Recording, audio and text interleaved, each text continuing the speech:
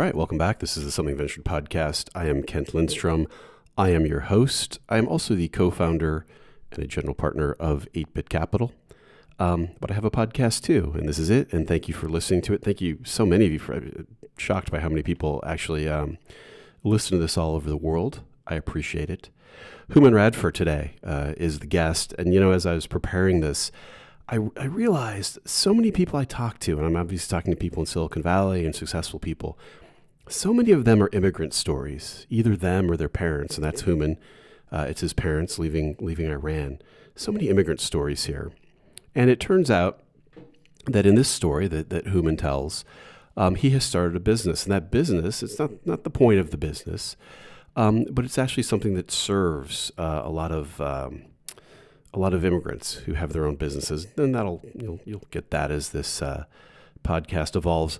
There's also, my alternate title for this was Hooman Makes a Crazy Career Move. And you'll see what that is in here later. But I went with the rise of the business of one. This is Hooman Radfar on the Something Ventured podcast. Thanks for listening.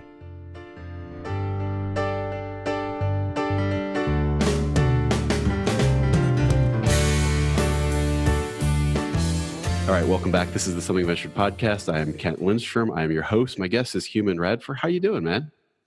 I'm good, Kent. Thanks for having me. It is so good to have you. So Hooman, he built a company called AddThis, which he sold to Oracle for a lot of money. He's done a couple other things. He was part of the venture capital firm called Expa and has started a company called Collective. I don't want to tell you the order in which he's done all these things because along the way he did something insane. And if you stick around, we'll explain what that is. But have you ever had a job? Like, have you just always run your own thing? Like, did you ever work at McKinsey or Bain or any of that kind of thing? No, I have not. And Garrett, my partner at Expa, who had founded StumbleUpon, which is where I met him, and also Uber, we both joked around. A lot of the partners at Expa were very non-traditional in that regard. My first formal full-time job was my first company. So what's going on? Your parents were immigrants, is that right? They came over from like whatever was going on in Iran in the 80s? That's right. Yeah. So the quick story there was, for folks that don't know the history, in 1979 to around 1980, there was a revolution in Iran. And the government changed hands from the Shah over to a new regime, which you're now probably familiar with in the news. Yeah. So my father is a very, very science-based person. And he had already discussed with my mom leaving. So I have to always tell people they didn't flee the revolution. This is a plan. I think it was within, I'll say 1 to 2 weeks of what is now the turning point of the revolution. They actually left. And I always asked my dad, I said, Dad, did you know that this was happening? He said, you knew 6 months later, because when you're in the midst of it, you can't see the outcome. And so, they went to London, which is where I was ultimately born. So I'm, I'm British, you can tell from the accent. And then I grew up in Pittsburgh, which is, you can tell from the accent. Oh, that's good. So that's how you just went to the local school. Is that what happened? Carnegie Mellon? So for graduate school, I was at Carnegie Mellon and I studied engineering. But for undergrad, I would say I was local to the state. I was at the University of Pennsylvania and I studied computer science and economics. So I'd always been on the tech side. And I'd actually been coding since I was 12, 13. It was one of these like closet things that you do because now it's very cool, but going to computer camp at that time was not cool. It's funny, like not to get into it, but people talk about like, hey, we need to encourage like different groups to get into computers, et cetera, which absolutely true. And I've had a lot of women on the show talking about like why there aren't more women in tech. But I am here to testify that if your backstory is that young men used to be encouraged to code, that is not true. Like if you were on a computer in the 80s, your parents were kind of like, you need to get out of the house and go play football or something. Yeah, one of my advisors when I was at Penn actually was at Carnegie Mellon for undergrad, and he was saying, computer science was actually a major, and this is a school that at the time when I was there was number one in the world in computer science, And he wasn't that much older than me. So he was studying, I think it was applied mathematics or something like that. And so, computer science. I mean, when I was like 12, 13 years old and I started coding, my father was really into computers and he got us this PC Junior. It was a 386 processor, the floppy disks and whatnot. We had to put the RAM in with cartridges. Yeah. And it came with BASIC. And I'll never forget it, because you used to have to put the numbers. You put like line 10, line 20, you had to label your numbers. And I was like, I figured out my first loop and I figured I could change the colors on the screen and it was like hooked. Yeah. You combine that with Dungeons and Dragons and I was like, oh, I'm going to make things to develop my characters. I'm going to do all kinds of stuff there. But, at the time, again, it wasn't, I had a really great group of friends growing up, but, there's a certain part that's now mainstream culture that was counterculture, right? Comic books, Dungeons and Dragons, computer science. Like there's a lot of stuff that a lot of people did that now are crazy mainstream. But at the time, you just kind of did them and kept tight-lipped, I guess. Now, would you agree, Dungeons and Dragons, that being chaotic neutral is the best thing to be? Man, I don't know. I think it depends who you ask. In our business, it depends what crowd you're rolling in. I would used to say I was chaotic neutral. Yeah. So you come out of this and you're like, there was no thought of like, the 80s, hey, go to McKinsey, go to Bain. The investment banks are paying, huge amounts of money in New York. How do you manage just to I don't know, have the nerve to not take one of those jobs coming from where you're coming? Well, so I think fate paid a large hand in the first time I said no to the working world. And then the second time was a choice. So the first time when I went to school was around the .com. And you were lucky, right? So, and I look at you as not just a friend, but a mentor. In particular, your experience in the social network space is amazing, right? Like when I got to talk to you about the Friendster stuff. But yeah, I kind of missed the boat, right? So when I graduated for undergrad, it was 2002. Yeah. And so then the job environment was really challenging.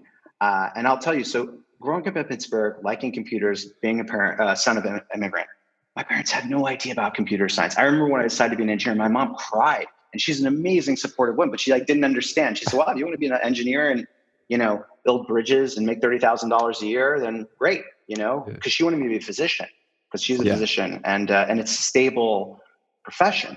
So that was already an infraction. Right. And then when I went to school, they were worried, but I'll tell you the changing point in my life where I knew I was going to get into startups was, Josh Koppelman and Andy Ratcliffe gave a talk. So they were Penn alum.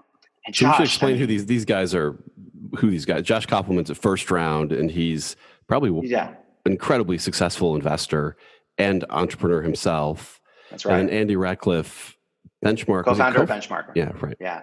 Yeah. So both of them had co-founded their firms. Now, at the time, Josh was coming as an entrepreneur. He was not the founder of First Round at that time. He had sold half.com, if you remember, to eBay. And that was the story. So Andy Ratcliffe was the VC and Benchmark was like kind of in the beginning days. And Josh came in and I didn't know. I thought a banker was a person that was like a bank teller, legitimately. That's what I thought it was.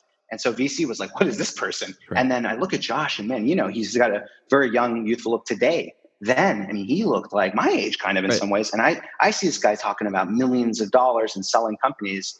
And it was this beautiful fusion of everything I was interested in, computer science, building, making an impact. And I was like, startups are the vehicle. And so that's when I knew, okay, well, Microsoft or at the time, any of these companies, whether it's banking and whatnot, McKinsey, that wasn't the path I wanted to go on. And then the .com came and it was like, hey, not only do you not want to, but there aren't a lot of jobs. So I went to grad school in part because of that .com.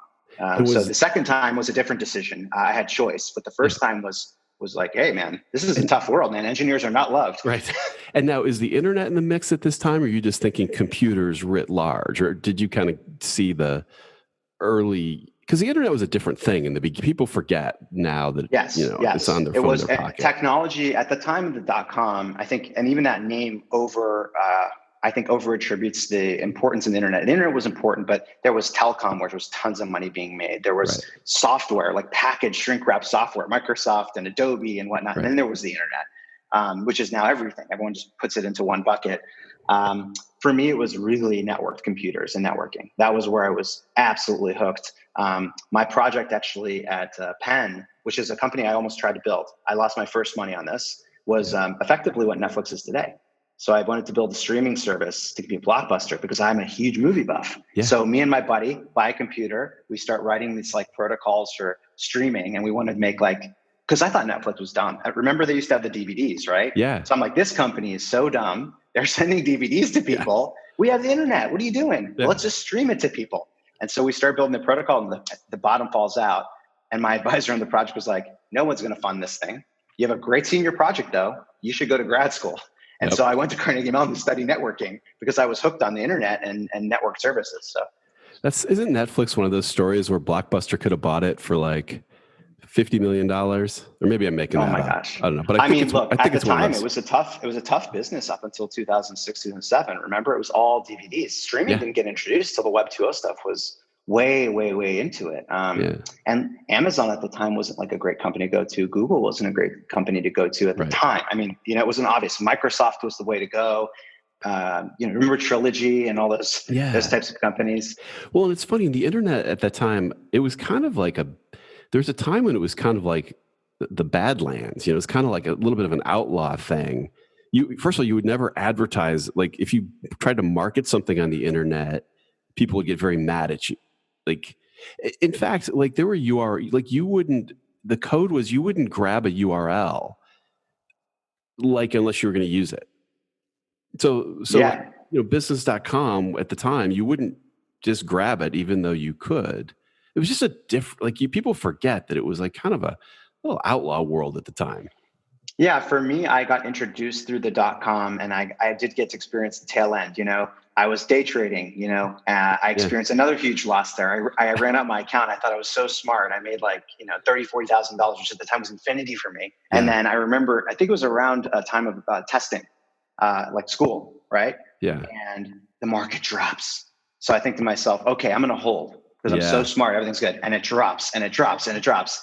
And so I ended up losing so much of that money. And then I also ended up all the money that I put into this startup concept, it ended up being a great senior thesis. It helped me get into grad school, but no business there. So I started with a lot of red ink.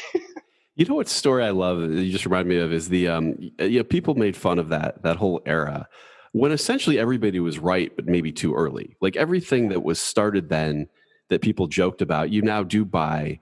There was Webvan. Well, whatever. But you do kind of buy your stuff from Instacart now. Pets.com. Cosmo, like Postmates. Exactly. Amazon, of course, continued. Google continued. eBay continued. But PayPal was supposed to be an amazing company. It is an amazing company, So I do agree. I think the companies that were able to weather the storm and just hold, it was just that the distribution dynamic at the time. I mean, look, when I got on the internet, you were asking about how long I've been in it. I remember it was on Mosaic. And I just read about this guy, Mark Andreessen, I think he was at U of I at the time, who was working on it. Yeah. And I was at Duquesne University in Pittsburgh at a computer camp, and they showed me this thing called a browser. And I go to URL, and it was like Microsoft.com. I mean, remember how janky it was? It was like these crappy little images and whatever. It took forever to load. And I was like, oh my God, this is amazing. So anywhere I go, these people can put up these applications. They were really bad. It was just basically like a magazine, but you just start dreaming because you start thinking about, we were playing LAN games and stuff. Imagine if you play the LAN over the internet and you just start dreaming and dreaming. And that dream has gone on for almost 30 years for me. One of the things I love from that era is that the pets.com was the thing that everybody made fun of. Which is killing it now, the Chewy stuff. I mean, Chewy's an amazing killing company. it. The other person who's killing it, I mean, COVID's, played a little role in it, but the woman who founded pets.com is the same woman who went on to found The RealReal. Oh, I didn't know that. Which is since gone. So she did just fine. Yeah, look, a lot of those entrepreneurs, I mean, I was very lucky in my first company, Steve Case and Ted Leonsis, who were, some of the founders of AOL invested, and I got to hear these great stories. And I remember Ted was telling me about, they had this choice, and this is a huge fork in the road for AOL. We were thinking about how we can, because they remember that crazy market cap. They were one of the darlings. It was them, Yahoo, and a couple others. Google was nothing. I mean, they made Google and Amazon because they were the traffic. Everyone Right. signed into AOL and they drove traffic to whoever they wanted. They cut deals. So they had shares in Amazon. They had shares in Google. They had like 5 points or something crazy in some of these companies. I mean, imagine that today. Yeah. It's worth more than 10x what it sold for, what AOL sold for. And he said, well, it was a big decision. We had to decide, were we going to buy like something like an eBay, or were we going to buy the media, the content, Time Warner? Right. And could you imagine how the universe would be different if they would have bought eBay instead and went down the road of buying web services instead of the content? Oh my God. What would AOL look like now? It would be like and they had Amazon stock, they had Google stock, what if they kept that? I mean, there's this like bizarre universe where AOL is massive. Yeah. That is crazy.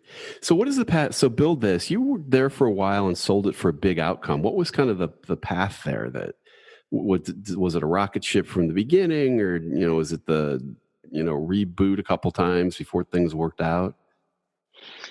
Yeah. I mean, look, I am often fond of telling founders this. I said, there's this murky period, prior to figuring things out, which, people tend to wash through history.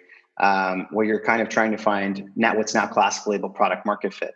And, Instagram went through it with Bourbon, Twitter went through it with ODO. You get a group together, you create a chemistry, you start working on projects, and maybe that project works or it doesn't work. But it takes that initial leap to get that precipitate and go. And I would say we're in that category, right? We weren't uncommon. And at the time, so I graduated from grad school in 2004, and you'll dig this because of your background. So I was into networking. Yeah. And I realized, networking is really, really heavy into like math, stochastic processes, probabilistic modeling. And while I enjoyed it academically, I was like, I don't want to spend my whole life writing protocols and getting at that level of stack. And I hit a paper, and I can't remember for the life of me how I found it, where they're talking about using graphs, which you use classically to represent networks, to represent social relationships, social graph. This is 2002, 2003. It was just academic. And my brain lit up, and I was like, I'm done. So I ended up doing research on social networks. So I did a graph-based kind of simulation. I started thinking about how you can use it in software. And then I met my co-founder, and he was researching web services. Remember, like REST and all those things didn't come out till a bit later. And people were trying to figure out, well, how is the internet going to be a programming platform, right? There's a lot of open questions pre-REST. And both of us were like, well, we didn't get to play in the .com. We deeply believe in this platform. He was saying the web is going to be a programming platform. It's going to be two-way, right? It's not going to be a magazine, which it was at the time. And I was saying this graph was going to be so important in the center of it. Right. And so we were like, hey, when we graduated, let's just start developing concepts around that. So the first, I'd say the first year or two were just us, throwing stuff against the wall. Because remember, it was the dark ages. It was like Web 2.0 had not quite started. It was about to start. We were in Pittsburgh, no money. So we were like, ramen, consulting, doing whatever we could and hacking as much as we could. But by 2006, we figured out the concept, which was, hey, look, the web is going to be social. Ultimately, Friendster was killing it. There was all these companies that were growing. There was, I think, 100 that were competing. I mean, MySpace, it was a huge battle. High Five, Twitter started coming out. And so we said, well, look, all these websites, right, that people are building, which are proliferating, are trying to figure out what to do to connect and take advantage of these networks. What if we're like Switzerland and we start building tools to help making these sites social? We thought build a programming platform for it. And so we started and we built the first tools to make it easy for you to share content from those sites, and then the first viral analytics. Yeah. And that was the beginning of what was ultimately AddThis. And then how does it progress to the point where you're selling it to Oracle? Is it kind of just a straight line right through, or were there, big pivots in there? I mean, man, there's so many twists and turns, right? Yeah. So, I mean, at the time, now it's when I look at things it's obvious in hindsight, there's freemium. But I remember the blog post that Fred Wilson wrote, hey, what do we call the model where you give something away for free, but then you upsell them? And there was a debate on it. I mean, you can look it up. And I don't even remember what I put on. There was something that did not obviously get picked. But someone called it freemium. I'm like, that's a weird term. That's not going to stick. I was wrong. But freemium ended up being the model. But can you imagine at the time going to people saying, hey, for a couple of years, I'm just going to scale. We'll figure it out. It was really hard. And so we were constantly debating, well, what's the value we're creating? Is it the distribution? Is it the data? How are we going to monetize this thing? So there was debates, and then the programmatic ad stack started coming up. So are we going to put ads in there? Are we going to help target ads with the data? So there was a lot of back and forth. To say it was a straight line, it couldn't have been, because the key technologies that we need to do, AddThis ultimately ended up on 15 million sites. We had 5 different tools. We tracked 2 billion users and processed, I don't know, I think it was 1 trillion pages a year of data, 1 trillion. Yeah. And so when we got to that scale, in hindsight, yeah, the data was one of the big currencies, and that's why Oracle ended up purchasing it. But programmatic advertising had to be true for them to want to purchase that. And that wasn't a lot around when we went into the company. So yeah, we definitely twisted and turned all the way up. At the end, towards the end, I think it was apparent the type of company that would buy it. But no way would I have predicted. If you told me Oracle was going to buy my company at the beginning, I would have said, no way. Yeah. Google or something like that. Right? Yeah. That's one of the things that hasn't really aged well too. There was that whole meme of like, oh yeah, that company is just collecting, millions of eyeballs, but there's no way to monetize them. And like every company that collected millions of eyeballs from YouTube or Facebook or whatever, you can monetize them just fine. Just get the eyeballs and we'll figure it out. Well, I think the way to express it in modern terms is when you have a flywheel with effectively a CAC of 0, it's uncommon. Right. And I think now people realize how hard that is and how valuable it is, because they can say, okay, well, the distribution has value, that data has value. There's a lot of value, and there's models, freemium, ad supported, data supported. There's so many models, commerce, and they're mature. So you look at that, and now they look for, if you take one of those like viral crazy things and you brought it today, they would love it. But at that time, it was interesting. They knew something. I mean, the smart people, like I would say, the folks that invest in Facebook said, okay, there's something interesting happening here, which is like going to create asymmetric value. But they made massive bets. I mean, remember once they said social advertising would never work. Right. I mean, you were getting 10 cent CPMs. Yeah. And so it's obviously in hindsight, we were like, oh, the data is valuable. You can improve it for targeting. Well, it wasn't proven. Yeah. Well, after the Oracle thing happens, now you're kind of pretty wealthy and pretty free. Is that kind of how that went? I mean, look, it was obviously a good outcome. It made me more comfortable. And I had started to work with Garrett. I was living in California, and it definitely changed my perspective on how I would view my opportunities. It definitely changed my perspective on what was important. Right. Because when you're operating on your heels versus on your toes, you just have a different psychology. But yeah, at the time when we were building out Expa, and Expa was going to be a place to build and start companies. We were going to be hands-on supporting these entrepreneurs. Garrett had started Uber, Naveen had started Foursquare. We had all these entrepreneurs that want to work with us. It was just a really vibrant, fun period. I mean, people just wanted to work with us, and we just wanted to help and build. It felt really different. And Garrett, the co-founder of Uber, how were you connected to him? Like, were you involved in the early Uber, like as an investor, or just talking the early Uber? Because the early Uber story is a funny story, because it's one of the companies that I know more people who got that email about investing and they didn't invest than like almost any other company. Like the number of people who kind of passed on that one is striking. Well, I think, look, there's a bunch of these companies, and I think the popular term in the Valley now is contrarian. And I think contrarian companies that's a term that happens in hindsight, right? Contrarian is like almost like a nice way of saying like, I'm super smart. But sometimes a contrarian bet is just a bad bet, right? There's a reason why it's not a good bet. And I think when you look at Uber at the time, you were coming off of software as a service, and effectively media companies like Facebook and these types of companies that were monetizing eyeballs that had very incredible margin profiles. I mean, Google's a cash machine. Right. And then here comes a company that says, I mean, if you look at the first stack, it was like, we may have our own fleets, we may not. I mean, it wasn't determined that they were going to do the rideshare at the very, very beginning, right? There was still some discussion.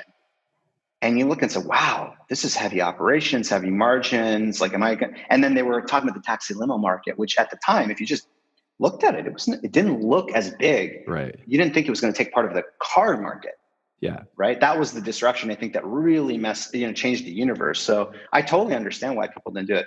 I knew Garrett actually from prior to Uber. So I met him when he was at StumbleUpon. Right. And my partner Roberto actually was also at StumbleUpon at the time. So that's how I met most of the network, because you were part of that same kind of, I would say, group of people that were early in the social space. And so it was small, and you would connect and you discuss it. It wasn't that cool. I mean, It became very popular, but at the time it wasn't like hard to get a meeting with Facebook. It wasn't hard to get a meeting with Twitter. I mean, you know what I mean? It was, so that's how I met them. And that's ultimately how when I came to California, that's how I got involved with Expa. And, Garrett was nice enough to let me invest in Uber and whatnot, pretty early. And I think it's just been an interesting experience. But look, at the very beginning of Uber, it was not obvious to me either, to be candid.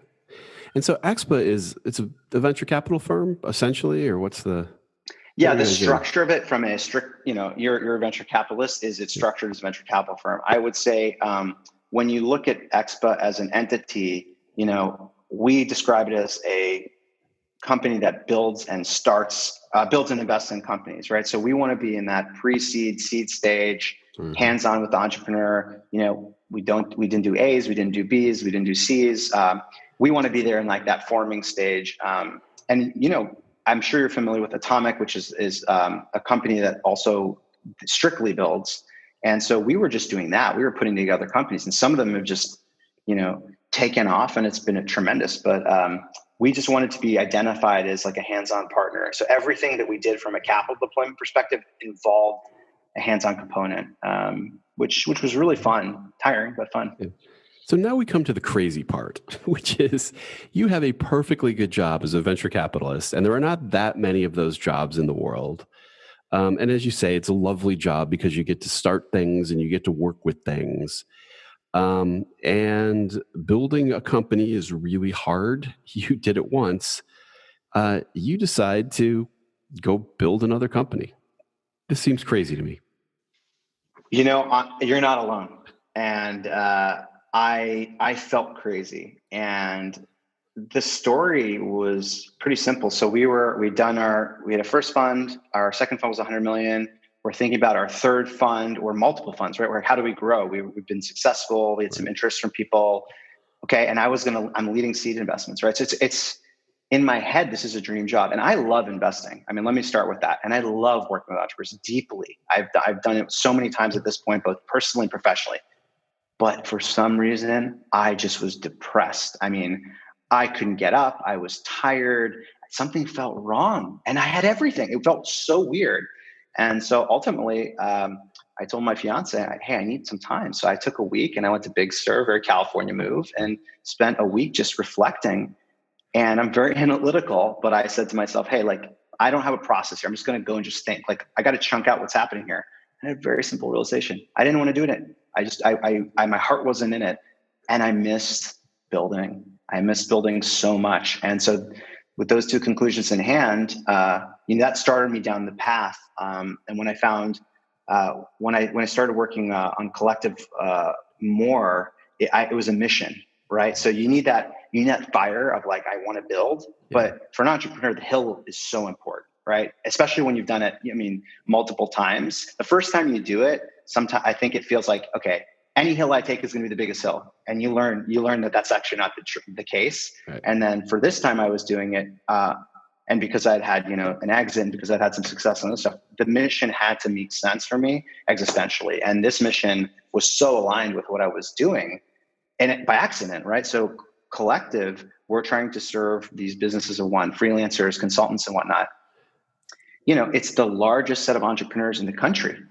Yeah. And ultimately, if you believe in the next 10 years, it could be 50% of the workforce. It could be not just the largest set of entrepreneurs, but the largest set of the workforce. And that's all I've been doing my whole career. And I said, wow, this is amazing. This is it's just it looks like a straight line in hindsight. And when I look at my resume, sometimes I sit and think to myself, it's kind of funny. You can draw this beautiful narrative, but if you were to zoom in, it was just this messy, crazy period. Right.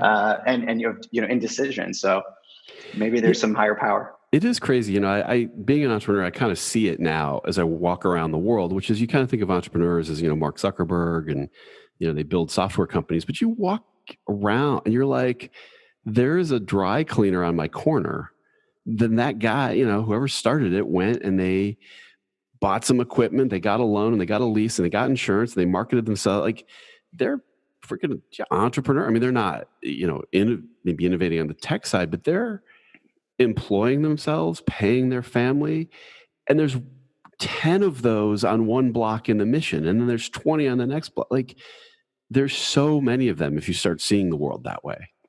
Oh, it's massive. It's massive. I mean, you're talking about almost, 30, 40% of the workforce. What I learned through this experience thus far, and I could talk about, the platform a bit more, but the pain we were solving is so acute and it's so permanent, but it was the sheer breadth of it was staggering. As I said, like, you look at the studies through Upwork and it's going to be 51% of the workforce at some point. And these are really entrepreneurs. Like, so my parents, for example, come from another country, don't speak another language. And I didn't understand this. Now I understand it because I built something. Imagine that, right? And by the way, they came from a country that nobody liked because it was an Iran hostage crisis. Right. And then they put up a shingle and they say, hey, trust me, I'm going to be your doctor. They're solo practitioners. Yeah. I mean, how do they drive business into it? What real estate do they go into? They list in the yellow pages. I mean, the questions I have are endless now that I'm an entrepreneur. Like, how did you decide to do it? Like, and there's so many of them. And I think classically in the Valley, we think of the gig economy, right? Uber drivers, Postmates, and things like that, Airbnb. It's such a small part of it. The larger story, the narrative that's being ignored is that this is the economy. This is America. It's realtors, it's, nurses, and so many of them are their own business. And that's when I got hooked, when I realized this is the best way I can help these businesses is most people. So what is the pain point? Because this is really like when you're building something, we see as investors, you see lots of people like, oh, this product sucks and we've improved it. And like, nobody cares. Like, nobody wants to hear that, whatever XYZ company sucks. If everyone, oh, Facebook, well, everyone's on it. So what are you going to do? So it is, the successful companies do seem to be the ones that go, no, there's a real pain, like a problem that needs to be solved. Like, what is it that what did you see for all these, that these people were struggling with? Yeah. So it's a really good question. What I learned over the course of working with businesses over all of those years was a simple truth, and also running my own business. Back office sucks. Accounting, tax, all the compliance, it's really hard. Now, when you're a venture-backed company, it's like this sharp pain at the beginning. And if you're successful, obviously, it's ameliorated because when you scale, you have people doing it. As a very small business, right, like a mom and pop or these types of things, it still remains a pain. And by the way, it can take your business down. Yeah. And so when I was thinking to myself is, why isn't there a systematized platform to just handle that, right? Because look, it's important, it's necessary, but it's not sufficient. It's not going to make the difference, right? If you're a designer, being the best designer and getting customers is going to make the difference. If you're doing the right accounting, you don't get points for that, right? You have to do it. Okay. It's like being in IT, when he calls you and says, hey, the internet's up. Thanks a lot. I appreciate it. Right. And so that's how that back office is.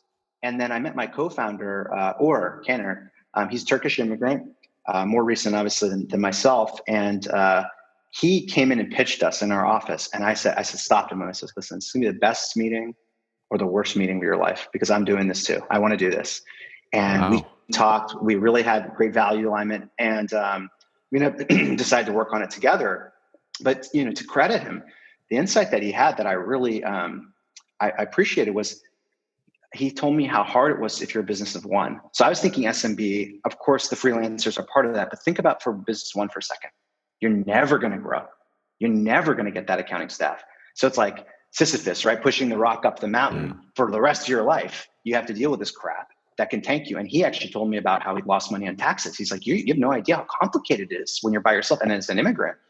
And so, wow, I was like, that's acute. And so basically the vision we had was pretty simple. Like, what if that stuff was on autopilot? Yeah. You focused on your passion, whether it's being a developer, a designer, a marketer, whatever your profession is, whatever your business is. You're a freelancer, your business, right? Yeah. Nobody puts on their website freelancer. They put their profession, and we'll focus on the paperwork, right?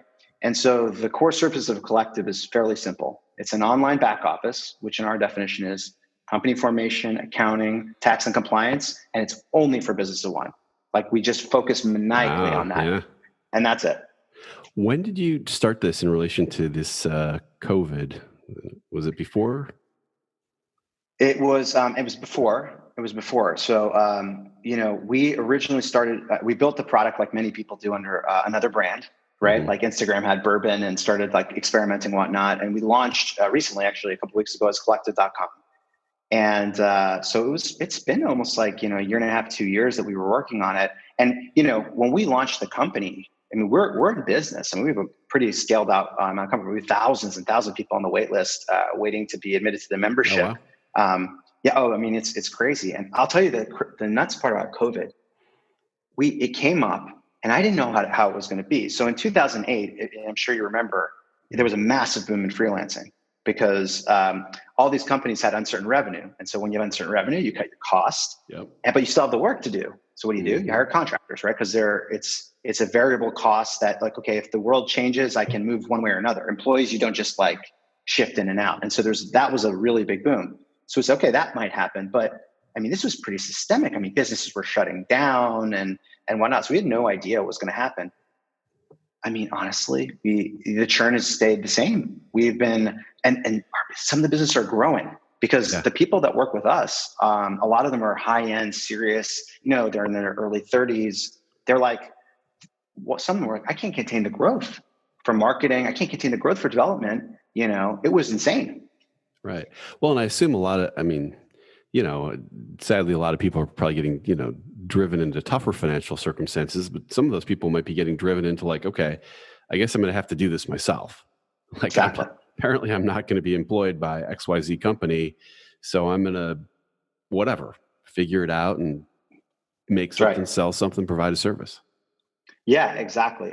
And I think, look, necessity is the mother of invention, right? And hardship, I think, is going to create a lot of these businesses. But I think ultimately, I'm a deep believer in America, the economy. There is a deep entrepreneurial spirit that has been embedded in this country. And people, what I learned from this movement is there's more entrepreneurs than there are not in the workforce, right? So we often think to ourselves, people say, how do you become an entrepreneur? Like, how did your son do this or that? No.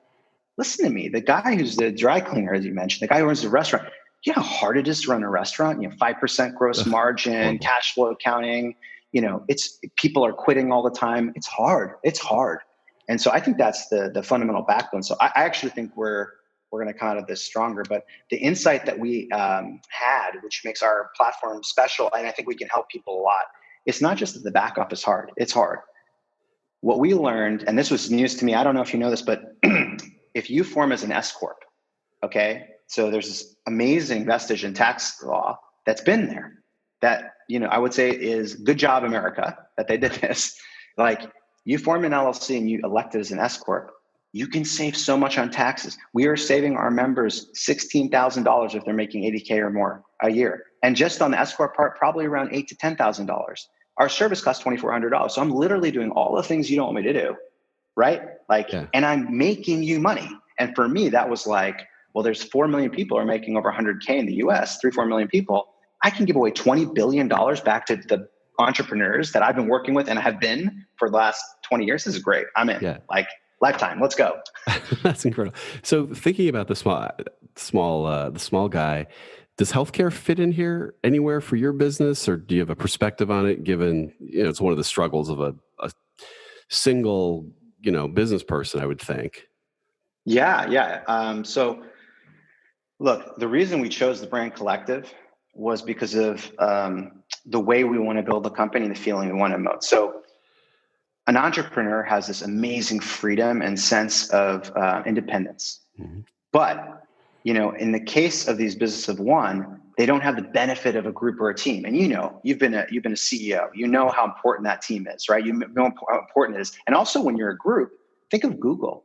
You get cheap insurance. You get to hear these amazing speakers. You don't worry about paperwork. It's awesome to work at Google, right? These people will never experience that. But if they join Collective, and this is where our spirit comes in, what if we can give them that freedom and independence with the power of a group behind them? We're never going to talk. We're not in the forefront. We don't want to be the star. We're your team. You're the hero. But what if they can have, right now we're trying to start with taxes because we want to put money in their pocket, this cheap insurance like Google. Well, it turns out if we have thousands of members, not even that many, let's even say 2,000, which we will, we can go to the insurance company and say, hey, listen, guess what? You got to go to better rate.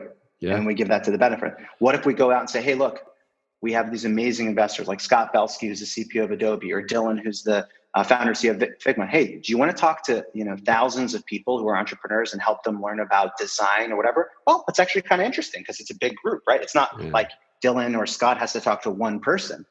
And that is why the collective name came in, because to your point, healthcare is part of that. But so many things start to become better, faster, cheaper when you approach it from this like group lens. Yeah, so that's the flywheel. So what happens next for Collective? Is it like a funding round happen? Is it okay, we got it, now we're just growing like crazy? Like what do the next couple of years look like? Well, I wish I could tell you that. I think a younger me would have given you a roadmap, but I think what I can tell you right now is, we're just focused on continuing to deliver super, super high quality service, make sure our members are successful.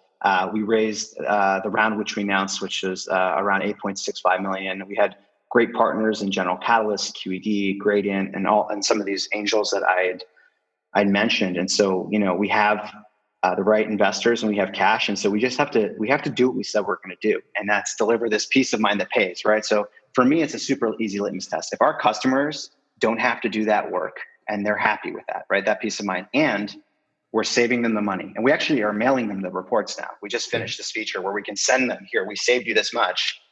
I think we're going to be successful because, why wouldn't you do it, right? If you're ultimately making money and not doing stuff you didn't want to do, it feels like a no-brainer. So just stay focused on that, get out there and build the right product. And then, grow at the pace. We think this is like, a Square-like company for this particular sector where we can start to build a platform out of it, whether it's insurance, credit, banking, and all of those things. But you know this better than anyone. Great platform companies don't start as platform companies. They start as a single, they're just focused for a while. And that's what we want to retain, is that focus, and just make sure our members are killing it. So how, your last thing, you got kind of depressed and went off to whatever, Essalon or whatever. What, how you feeling now? I feel amazing. Some entrepreneurs often hang in packs. And, I called some of my friends in my pack, and even actually one of my old investors, Phil Bronner, who's now, he's an entrepreneur now. He's starting his own venture firm, Ardent. And he was one of my first investors now in this new company, was one of the first investors. And he said, you just sound different. He said, you sound different. You sound like yourself again, like you're, electric, you're excited, you're thinking hopefully. And so I think one of the great benefits of being alive is having hope for the future. And I think being an entrepreneur for me has given me it just reignited that, like, the what ifs. I'm sure you do this on whiteboards with entrepreneurs a lot. Yeah. Oh, we could do this and this and this, and that just keeps me going, the energy. I'm pretty happy. That's fantastic. What a great story. What, wrapping up, how do people get in touch with you, follow Collective? People are excited about it. What should they be doing? Well, we were very lucky and fortunate. One of our partners, investors, actually a company called Zeta, sold us collective.com. So we're easy to find. You can go to collective.com. So that's fun. And in terms of just following me specifically, I'm just Hooman Radfar, Hooman Radfar. And that's my handle on Twitter and social media. And I have a very Googleable name because it's very unique. I know. So there you go. So as long as you can kind of remember it, then you'll probably find me. All right.